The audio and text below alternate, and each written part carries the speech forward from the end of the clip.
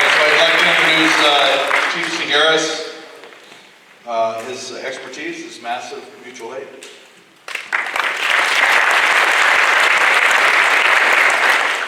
Well, good afternoon.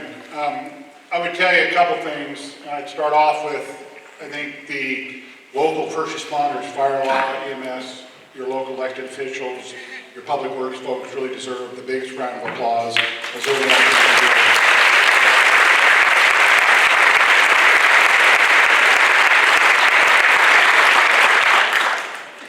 Believe it or not, we're all very fortunate to live in a state such as California, because our state mutual aid system is second to none anywhere, probably not only in the world, but probably in the universe where I sit. We move more resources quicker and faster than even the military is capable of doing in those days. I'll give you an example. From initial attack to Thursday morning, there were 130 engines put in from all over the state. Yesterday, the State Fire and Rescue Mutual Aid System moved another 220 engines into the area here. So currently, at the request of CAL FIRE, there are currently 350 engines from all over the state, as you've already heard, that are in here supporting you and your community to try to prevent any more loss of homes and reduce the loss of acreage out here. Over 100 law enforcement officers from as far north as Sacramento and Yolo to Tulare County, they're in here right now assisting law enforcement, and that includes both sheriff departments, police agencies, and of course the fine folks of the California Highway Patrol, just as an example. The emergency management side of the house is working extremely well, too, from all over the state. You have cooperators in here assisting in the emergency operating centers, both in Amador and Calaveras counties, currently assisting. Also, at the request of CAL FIRE, they put in what we call a request for a fire management assistance grant, which we process and we're able to get the Federal Emergency Management Agency to approve. What that allows is up to 75% of the response costs, the eligible response costs, will be reimbursed back to the state and local agencies currently operating.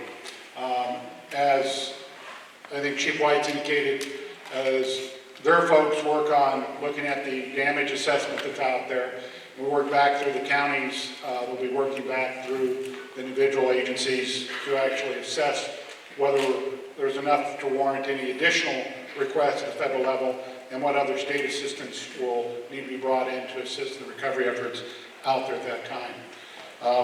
Also, yesterday, the governor declared a state of emergency for both Amador and Calaveras counties.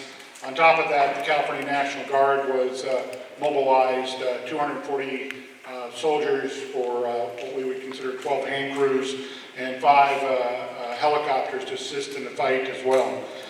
So I think that gives you a good indication of the resources that are being brought to bear. This is the #1 fire in the state of California currently as we talk. There are 5 additional other major fires going on in the state that we're still dealing with, as well as the everyday initial attack that is going on throughout the state between the local, state, federal, and the tribal entities that respond each and every day out there. And with that, turn it back over.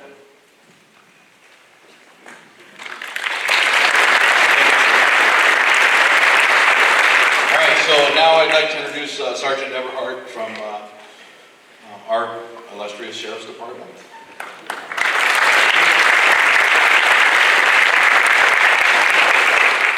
Hi, I'm Sergeant Anthony Everhart.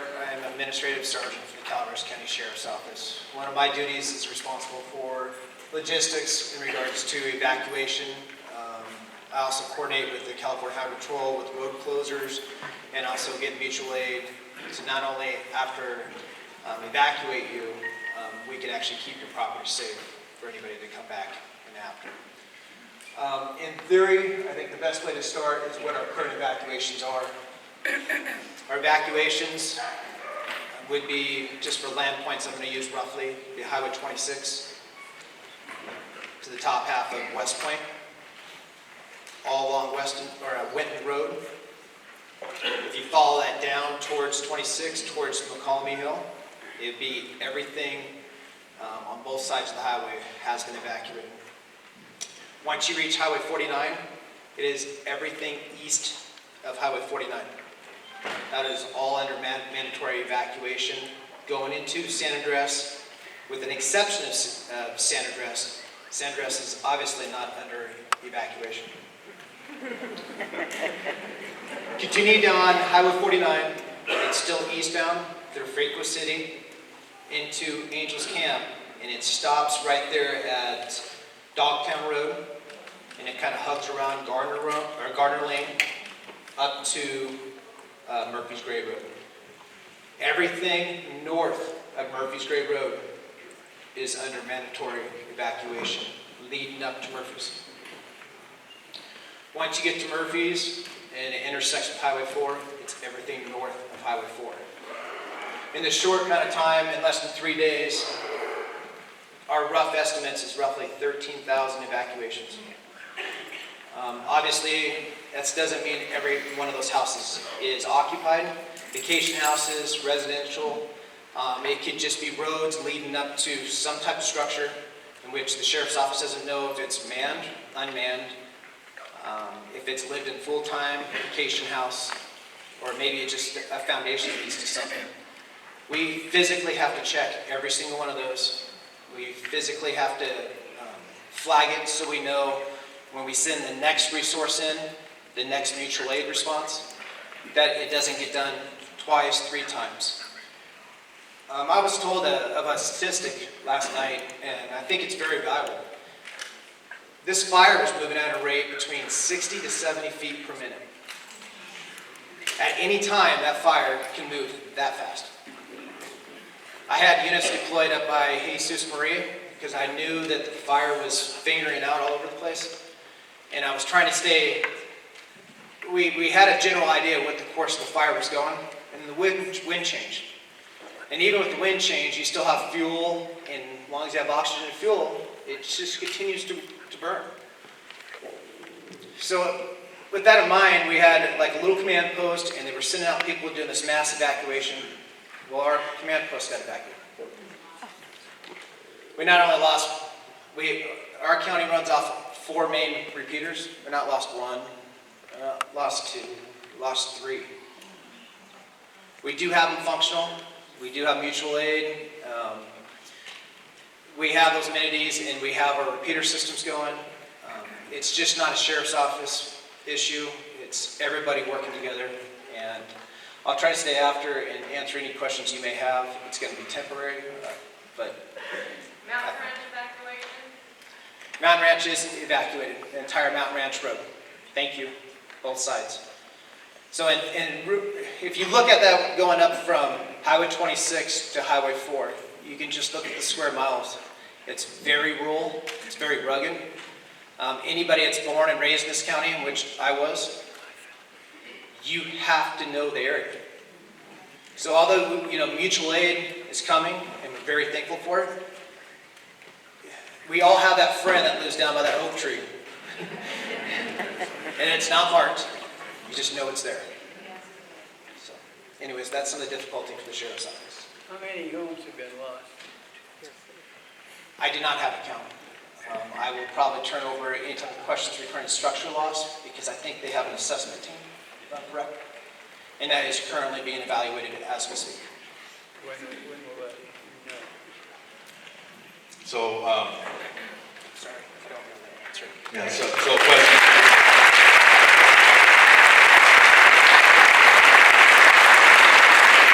Sorry, we really need to hold our questions to a minimum until we get finished here. Some of those questions may be answered. Lieutenant Everhart worked for the CHP. Sorry. You worked for a company. Oh, sorry. Lieutenant Healy. It's been a long couple of days.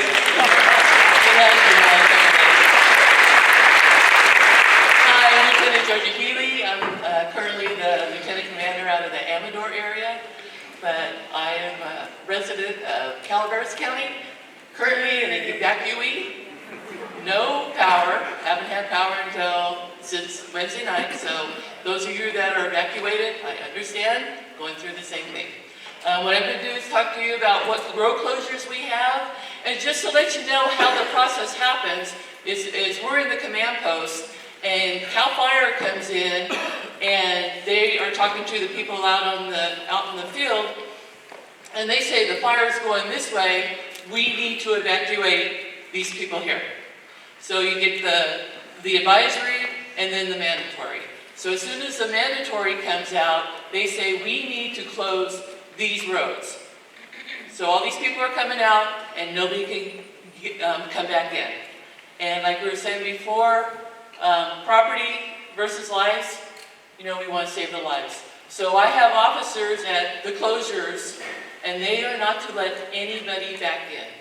So if you are an evacuee and you try to get back in, my officers are not going to let you back in until CAL FIRE says it's safe for you to go back in. So the current road closures we have right now are SR 26 and SR State Route 49, 26 in Witten Road, Mountain Ranch at the Government Center, Sheep Ranch at Algiers, Highway 4 at Avery. So you see, we're already working back to Highway 4 because they feel that's the way the fire is going to go. And then 49 at Frico City. And you have to remember, this is a fluid fire. The circumstances change all the time. So the road closures are going to change all the time. So if there's a road closure, please do not, if you have a home back there, please don't try to go back until they say it's safe. Sergeant Everhart was talking about their officers, deputies yesterday. I had officers on Mountain Ranch Road at road closures. The fire's coming through, and they had to get out of there. And I have officers from Sacramento, Auburn, all over what we call our Valley Division. So they're out there to help keep you safe. So please, if there's a road closure, don't try to go back in. How can we find out when we can go back? The CAL FIRE website? CAL FIRE website as well as mass media. Yeah. We'll get it, social media, more than likely your neighbors. Everybody knows if something happens, it's faster than KCRA news. Right? Yeah. So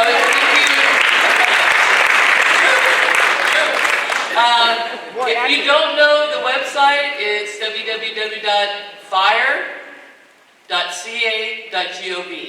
And you go to the top right, and it will have the incidents, and you could go to the Butte Fire, and that gives you all the latest information. Say that again. www.fire.ca.gov. Okay? Yes? Is there any way to get assistance to get in to get cattle that No. some of our parks or anything? The advisory, you should, when you get the advisory, you should have that being taken care of that. Once the mandatory comes out, we'll talk about that later. There's certain circumstances that we could probably talk to CAL FIRE, but if CAL FIRE says it's not safe for you to go back there, we're not going to let you back there. All right, let me talk about that for a minute. I know it's a hot subject. Yeah. So I took a ride up on Friday night. Was it Friday night? What is today? So the second night that it started, I'll just put it that way. And so I went up Jesus Maria a little bit. Fire burning on both sides, right around the corner. Right? Trees falling. Propane tanks burning. There's power lines down. There's a number of hazards that you don't think about. And that's while it's burning. After it burns, it's the same thing. It's the same thing. So if you're inclined to go back and try to do this stuff, or get back in there, what happens if you get stuck in a situation? You don't know that. What you do know is this is dangerous no matter which way you go, until we assess it. All right? It's really important for people to know.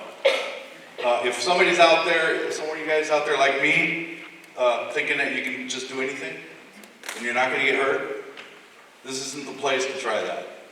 All right? Because this is something that's a little beyond what we're normally used to working with. So the professionals are here. I may argue with them a little bit, but I'll tell you what, these guys know way more than any of us about the dangers that this fire can produce. Do they have any idea when the assessment may be ready for us? The assessment team is working now. Well, I understand that. I just would like to know if maybe they might know. So this, you know how big this fire is? That's not what I asked. So the assessment team is working as fast as it can. That's what, yes, all I want to know. Okay. If they have an idea when the assessment. Actually, they started this morning, and they're working as fast as they can. We don't know what it's going to be like. I mean, there's so much damage out there. Some areas are so even still hot they can't get into. I guess that's, Okay, so no. Can we move on to questions a little bit later here? Okay, because we still have a lot of people to come up here and cover, and we'll answer your questions. Okay. So I'm just letting you know that going in is dangerous. We have to wait until the professionals let us in there. Okay? All right, so Steve. So here's your supervisor, Steve Kearney from District 5, and he's going to talk a little bit about social media.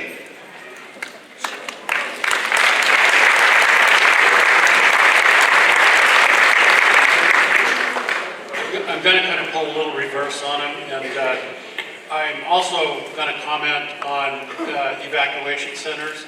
And before I do that, I will cover the social media. I'm going to introduce the Red Cross reps that just walked in. Cass Castillo and Kathy.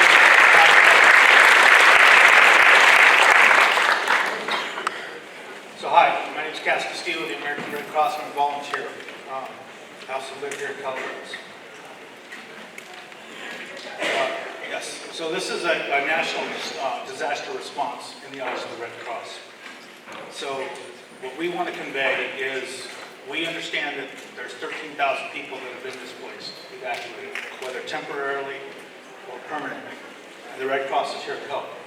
So there has been some confusion regarding shelters because we put a shelter up and then it gets moved, or we get moved, and it is what it is. So right now, our current 2 shelters that are recognized by the American Red Cross are at Good Samaritan Church in Valley Springs, 26 in Baldwin, and the Vets Hall in Valley Springs, over off Pine Street by Valley Springs Elementary. So folks say, well, I'm from Mountain Ranch, I'm from the Railroad, I'm from West Point, why do I have to go all the way to Valley Springs? Well, we met with CAL FIRE, and again, we're trying to work together. We had a shelter here in San Andreas. We moved to Frogtown.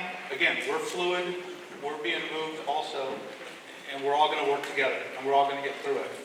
So what we need to do is we need to make sure, as far as accurate numbers, we have multiple community partners. We have Salvation Army is stepping up and starting to do feeding. We have corporate partners, business, Walmart, Orchard Supply, Redwood Supplies, and things like that. We have community partners, the churches that are saying, hey, we'll take your clothing. We'll do stuff like that. So there's so many resources out there. But right now, we had, so at the fairgrounds, we had 200 people registered at the American Red Cross. And we understand, you get evacuated, you have a friend or family, and you go stay there. And that's fine. If you have local resources where you can go stay, that's fine. But if you're going to need assistance from the American Red Cross, or if you're going to need assistance from some of these community partners, we need to have you guys registered. We need to have you guys registered. Even if you go to a shelter and say, I just need to register, I live up there, God forbid, if you lose your house or anything else, from some of those things, we need to have you registered for our next process. Right now, we're in response, obviously. Everybody's in response. Our next stage is recovery. That's where we have client assistance. And that's going to be whether or not helping with financial aid or anything else. Local health and human services aid, resources. And then ultimately, we're going to go back into preparation. And for us, for the Red Cross, it's just a 3-cycle loop that we keep on doing all the time. So folks ask, what do I do? How can I help? The easiest thing is redcross.org. Sure, folks have been showing up at our shelters, which we greatly appreciate, with waters, with clothing, with food, and things like that. The easiest way to help the Red Cross, it's all on the donated dollar. redcross.org and donate, because that way we can use those funds as needed, because Walmart might be donating $5,000 of pillows or something like that. So redcross.org. Also, there are folks who are saying, how do I help? You can volunteer on redcross.org. Again, that might not mean that you're going to be helping at this disaster, but we have about 80 Red Cross folks just in Calaveras alone, and we're all here, obviously.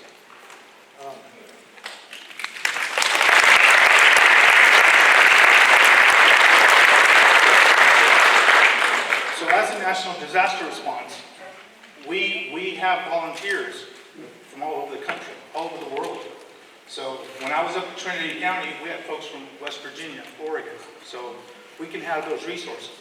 But again, when we call Sacramento, when we call Washington, D.C. and says, Calaveras needs this, well, hey, you only have 200 people at your shelter.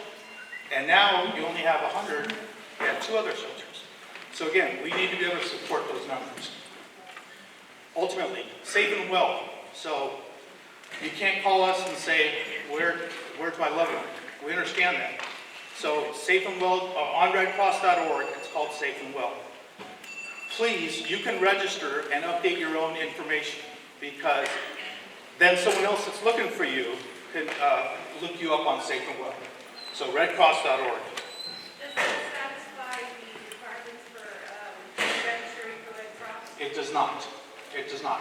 And again, we have, and believe me, several community partners have set up, and you've seen them, whether the local churches, all up and down, and at the airport, and folks are just making their own little Indian caravans with all their campers. We understand that. But eventually, we need to know that you guys are out there so that we can prove these numbers up the food chain. So, There's no way to do that online. That we need to go physically to a shelter. right, and if you go to the shelter, you can, and they're going to ask you, are you here, or do you have someplace else to go right now? Because then we don't assign you a bed. Because then we don't say 200, or there's now 400 people at the Valley Springs Good Samaritan Church, and now it's full, and now we have to look for someplace else. So you have a place to go, but they don't necessarily have the resources for you in my situation now. You need a tent, and naturally it's because the kids are staying in their backyard. My mother's medically fragile, so we can rent a house, but there's no other space. So I want to be separated from my family, from my kids, so is there any place to get cancer? Completely validated, and believe me, I validate that response, and I understand fully. And we're going to talk about other local resources as far as through public health and everything else too. So you'll address